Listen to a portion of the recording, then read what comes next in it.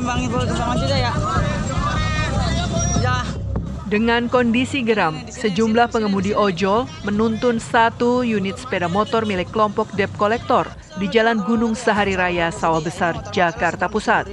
Tanpa ragu, sepeda motor tersebut langsung diceburkan ke dalam aliran Kali Anak Ciliwung.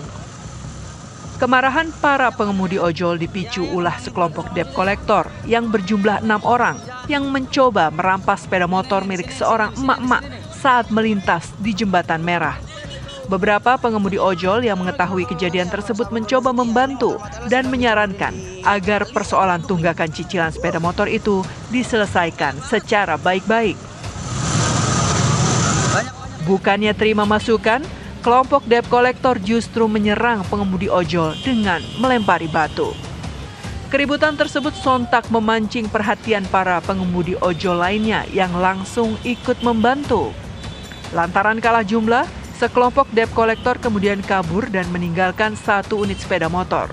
Motor tersebut langsung diceburkan para pengemudi ojol ke dalam kali. Motor kakak saya mau diambil katanya. Kakak jangan mau tinggal, kakak samperin aja. Nggak bisa, saya mau disambil batu tuh sama Martele. Ya kita kan sebagai cowok kan pasti kan ngebelain itu. Terus ada banyak ojol juga nangis bilang. Terus gimana? Buat sini aja bang, buat sini bang. Bang, lu jangan kasar-kasar sama cewek bang. Nggak bisa gitu dong, ini belum bayar, lu bayarin nanti itu makanya. Udah ini dapat kunci tuh, kata ojol yang rame itu, ini mbak jalan. Jalan terus Martele ke sono, ambil batu, kita disambil batu. Sambil batu, terus kita jadi batu lagi, sono rame. Akhirnya sambil pulang, geruduk ke markas itu. Mencegah terjadinya bentrokan susulan, aparat kepolisian yang menerima laporan langsung mendatangi lokasi kejadian dan melakukan pengamanan. Hingga kini, sepeda motor milik kelompok debt collector masih berada di dasar Kali Anak Ciliwung.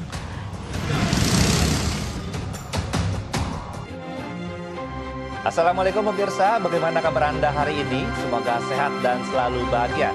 Seperti biasa, sebelum aktivitas, kita update dulu yuk seputar informasi menarik agar pagi Anda lebih berisi. Bersama saya, Elang Purbaya, ini dia Cakrawala selengkapnya.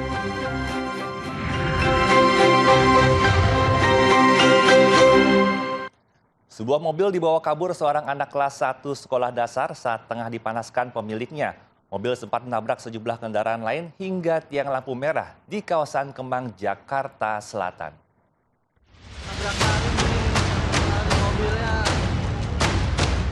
Seorang bocah yang diperkirakan masih anak kelas 1 sekolah dasar membawa kabur sebuah mobil di kawasan Kemang, Mampang Perapatan, Jakarta Selatan. Peristiwa ini bermula saat mobil SUV Toyota Rush sedang dipanaskan oleh pemiliknya.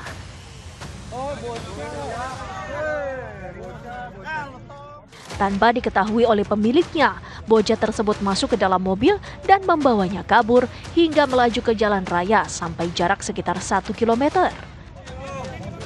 Diketahui anak laki-laki ini membawa kabur mobil dari kawasan Bangka hingga Kemang, Jakarta Selatan dan sempat menabrak setidaknya 5 sepeda motor dan beberapa kendaraan lainnya. Mobil baru terhenti setelah naik ke trotoar dan menabrak tiang lampu merah. Anak yang masih duduk di kelas 1 SD itu pun menangis histeris saat ditolong oleh warga sekitar. Oh gitu. Ini yang bawa mobil siapa bang? Bocah kelas 1 SD bang. Umur berapa tuh bang? 10 tahunan lah bang. 6 tahun, 7 tahun kali ya? 10 tahun lah bang. Oh gitu. Nah banyak ada 2 mobil juga yang kena tabrak pas melihat kondisi anaknya, bocahnya, pelakunya bocah ya udah jalan aja. Baru jalan aja gitu? Motor ada 5 motor lah. Ditabrakin juga? Tabrakin. Rusaknya pada parah bang? Dia ngebut apa enggak? Mobil metik bang, kayaknya ngegas mungkin panik jalan udah pada tabrakin. Oh gitu. Itulah. Warga menduga bocah tersebut panik saat mobil berjalan karena tak tahu cara menghentikan mobil. Sementara kasus kecelakaan dan upaya pencurian ini telah diselesaikan secara kekeluargaan. Presiden Joko Widodo menyampaikan permintaan maaf kepada seluruh masyarakat Indonesia menjelang akhir masa jabatannya. Permintaan maaf Jokowi ditanggapi beragam oleh sejumlah pihak.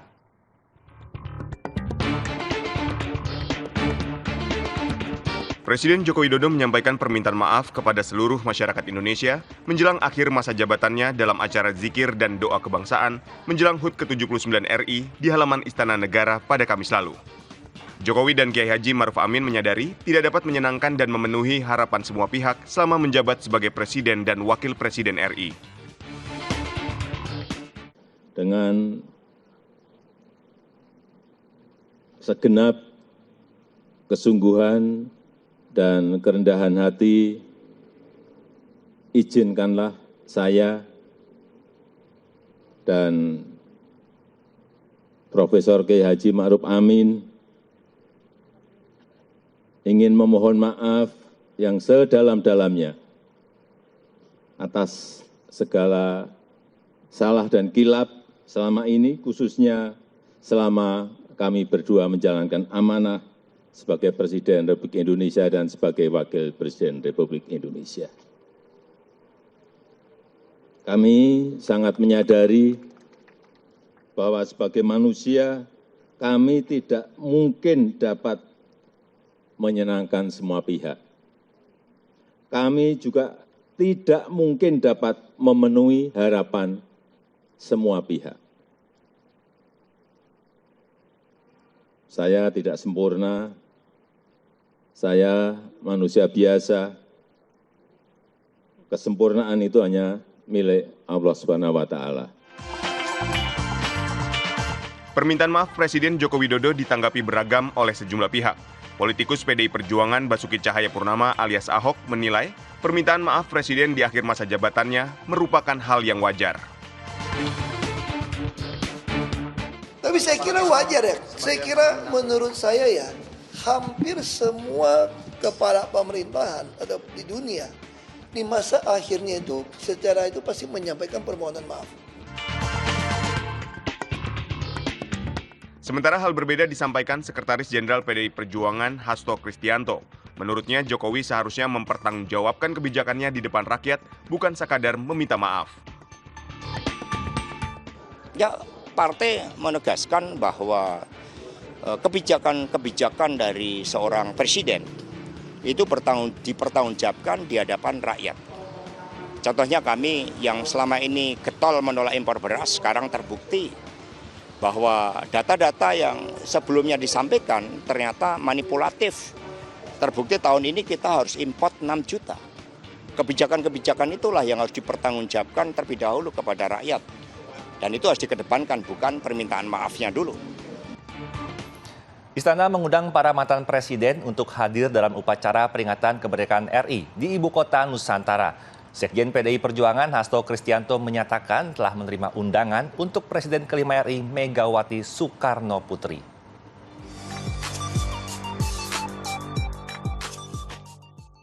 Presiden Joko Widodo akan memimpin upacara peringatan detik-detik proklamasi pada peringatan Hari Ulang Tahun Kemerdekaan ke-79 Republik Indonesia pada 17 Agustus 2024. Upacara nantinya digelar di halaman Istana Negara di Ibu Kota Nusantara, Kalimantan Timur. Menteri Sekretaris Negara Pratikno menyatakan para presiden terdahulu diundang untuk hadir dalam upacara di IKN. Jadi untuk mantan presiden, rencananya kami undang untuk upacara di IKN bersama dengan Bapak Presiden. Tentu saja kalau ada hal-hal yang menyulitkan, tentu saja kami juga terbuka kalau beliau-beliau juga tidak hadir di IKN tapi hadirnya di Jakarta. Sekjen PDI Perjuangan Hasto Kristianto menyatakan sudah menerima undangan untuk Presiden kelima Republik Indonesia yang juga Ketua Umum PDI Perjuangan, Megawati Soekarno Putri. Megawati datang nggak Pak ke 17 Agustus di IKN Pak? Nanti. Ya undangan sudah diterima. Ya. Undangan sudah diterima Pak. Upacara detik-detik proklamasi kemerdekaan akan dilaksanakan di 2 lokasi, yaitu halaman Istana Negara IKN dan Istana Merdeka, Jakarta. Pemirsa, pulang dari tempat hiburan malam dan dalam pengaruh narkoba serta minuman keras, seorang wanita berparas cantik menabrak seorang wanita pengendara motor hingga tewas di tempat.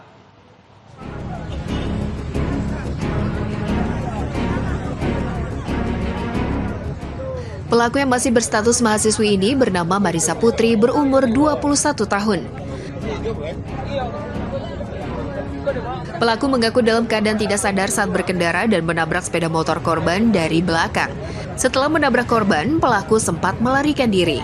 Putri mengaku baru pulang dari sebuah tempat hiburan malam hingga Minggu dini hari. Petugas lalu lintas dari Polresta Pekanbaru langsung mengamankan pelaku dan mengevakuasi korban dari lokasi kejadian. Kepolisian telah menetapkan Marisa Putri sebagai tersangka dan dinyatakan positif mengkonsumsi narkoba setelah menjalani tes urin. Petugas juga masih memburu teman-teman pelaku yang ikut dalam pesta narkoba di tempat hiburan malam. Sebelumnya saya memohon maaf sebesar-besarnya atas kesalahan yang saya buat kepada keluarga korban dan keluarga yang ditinggalkan. Saya sama sekali tidak dalam keadaan sadar dan tidak sengaja menabrak korban, dan saya sangat menyesal sekali atas kelalaian saya. Saya sangat menyesal atas apa yang telah saya lakukan. Polisi menangkap pelaku dan terhadap seorang siswi SMP di JPO depan gedung DPR MPR Jakarta Pusat. Modusnya pelaku menjemput korban ke sekolah dengan dalih orang tua korban kecelakaan usai mengantarnya ke sekolah.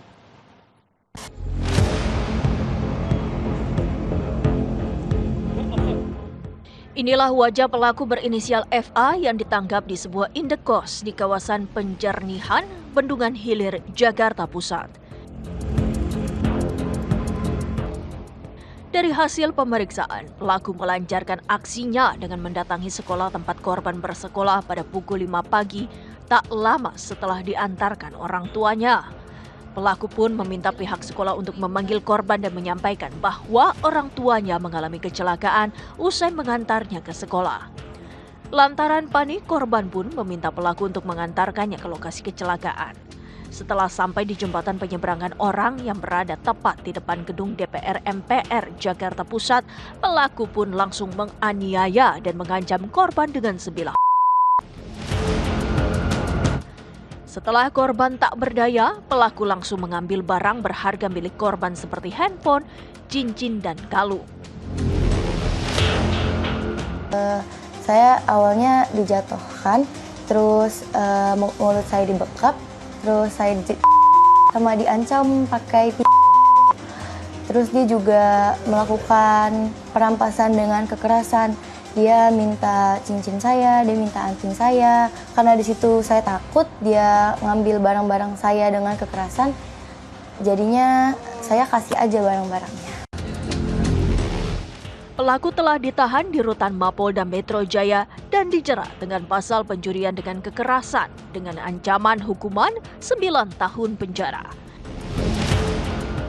Sejumlah siswa Sekolah Dasar Negeri 39 Kota Palembang keracunan massal usai mengkonsumsi jajanan berbentuk minuman semprot berbagai rasa yang dijual di kantin sekolah. Siswa yang alami mual dan muntah-muntah langsung dilarikan pihak sekolah ke rumah sakit terdekat.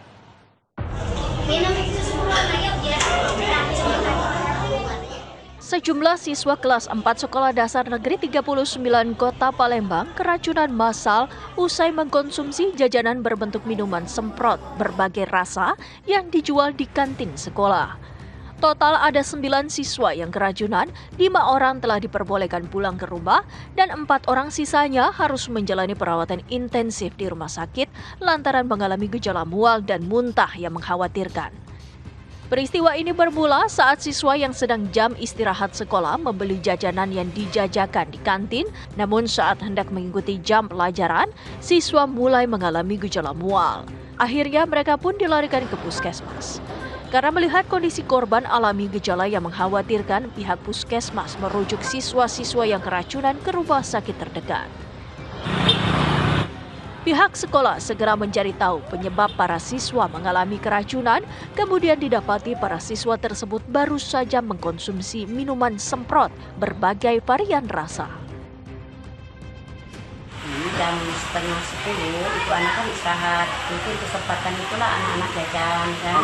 Nah setelah jam 10 masuk anak-anak guru agama masuk, guru bidang studi agama langsung ke anak-anak muntah. Nah setelah anak-anak muntah langsung dibawa ke ruang guru. Setelah itu kami bawa ke puskes, tetapi pihak puskes mengimbau untuk dibawa ke rumah sakit. Tim Badan Pengawas Obat dan Makanan serta aparat kepolisian yang menyelidiki kasus ini telah mengamankan seluruh sampel minuman semprot berperasa yang dijual di kantin. Pedagang yang menjual jajanan tersebut telah diperiksa oleh pihak kepolisian dari sektor Ilir Timur 1, Kota Palembang dan masih berstatus sebagai saksi. Sementara sampel minuman semprot berbagai rasa tersebut telah dibawa BPOM daerah Sumatera Selatan untuk diperiksa kandungannya. Gregoria Mariska Tunjung meraih medali pertama untuk Indonesia di Olimpiade Paris. Berita selengkapnya sesaat lagi, tetap di Cakrawala.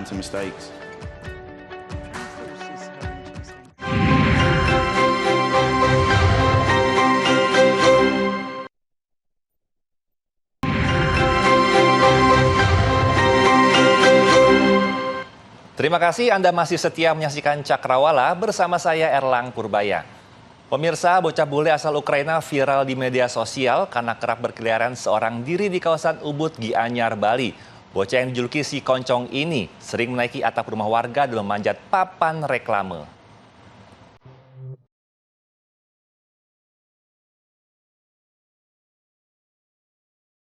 PS, bocah bule berusia 7 tahun ini belakangan semakin populer setelah aksinya banyak direkam warga dan viral di media sosial.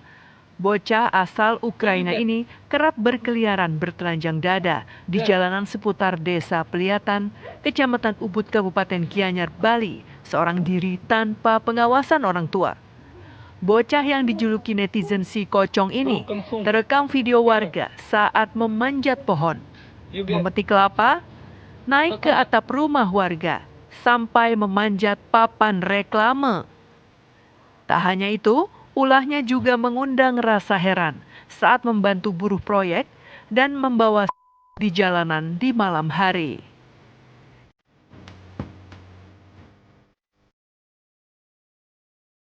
Atas viralnya video tersebut, pihak imigrasi Bali mendatangi bocah bule dan ibunya yang tiba di Bali pada 21 Desember 2023 dan telah habis masa tinggalnya pada 21 Januari 2024. Sang ibu mengaku kehabisan uang karena suaminya masih berada di Norwegia dan kini tinggal menumpang di rumah warga. Pihak imigrasi mengamankan si Kocong dan ibunya karena tindakan bocah bule tersebut dinilai dapat membahayakan dirinya sendiri.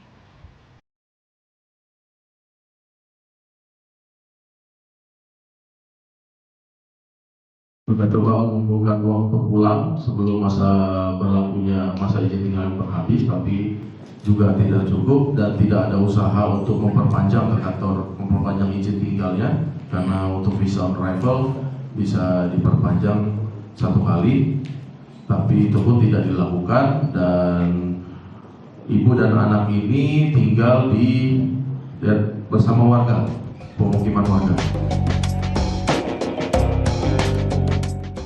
Kini, keduanya diamankan di kantor imigrasi Denpasar karena telah overstay selama 191 hari dan akan dideportasi. Pihak imigrasi Denpasar telah bersurat ke Kedubes Ukraina untuk memfasilitasi biaya pemulangan ibu dan anak tersebut ke negaranya. Pemirsa, Kabupaten Jember, Jawa Timur kembali menggelar acara Jember Fashion Carnaval untuk ke-22 kalinya. Beragam jenis busana ditampilkan di acara ini, salah satunya itu busana yang menerapkan konsep sustainability berbahan karung pupuk.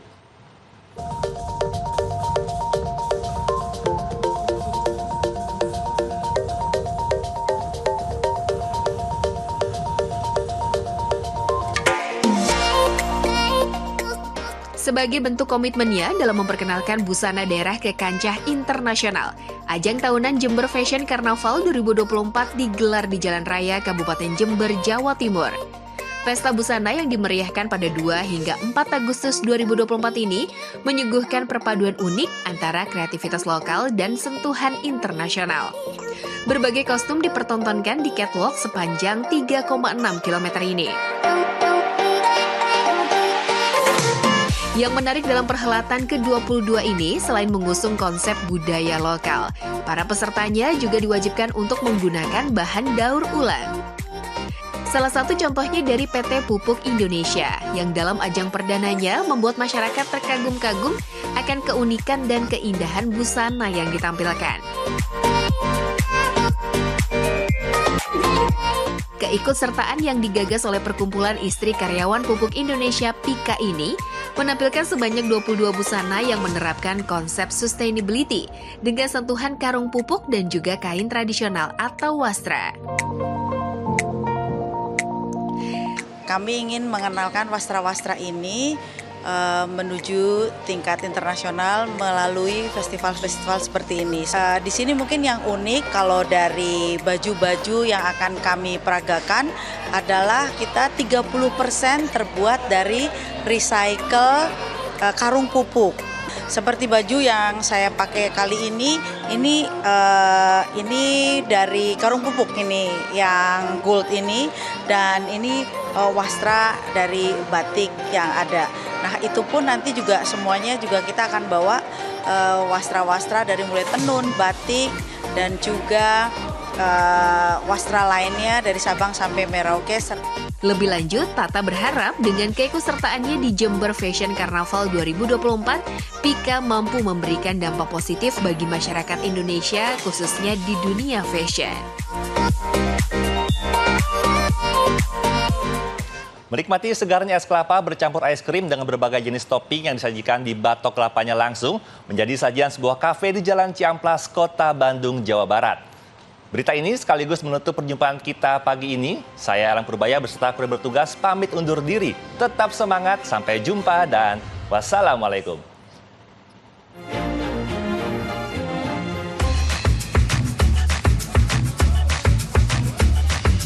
Inilah sajian es kelapa yang dicampur susu dan es krim dengan ditaburi berbagai jenis topping di atasnya. Mulai dari agar jelly, ketan hitam, durian, dan berbagai varian lainnya yang dapat dipesan sesuai selera. Tidak hanya sajiannya yang unik, tempat es kelapa tersebut juga tidak menggunakan mangkok ataupun gelas, namun disajikan langsung dari batok kelapanya. Ini kan tempatnya ya dari batok kelapa, terus ada kelapa mudanya dalam, terus ada topping-toppingnya. Tapi kalau yang di light kan bisa pilih sendiri ya toppingnya gitu, jadi seru aja gitu. Rasanya juga enak banget gitu kan. Kita itu punya menu yang best sellernya itu ada coconut delight namanya. Itu yang membuat orang-orang tertarik itu karena dari kemasannya itu pakai batok kelapa dan disediain dapat 2 scoop es krim sama 4 topping.